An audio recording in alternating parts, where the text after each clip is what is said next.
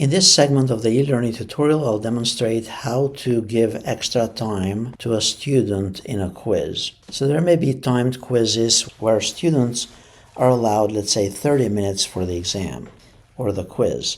However, for particular students with special needs, they may need time and a half. To do that, we go here to the quiz activity and notice that this one has a 30-minute time.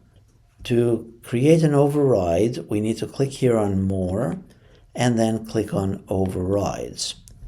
Then we select Add a User Override and then search for the student, either by clicking on the drop-down and picking the particular student or searching by name.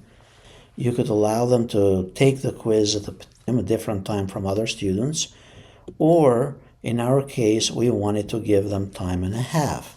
So this would be 45 minutes. And then press Save, and that's all you have to do to allow a student extra time or additional accommodations for the particular quiz.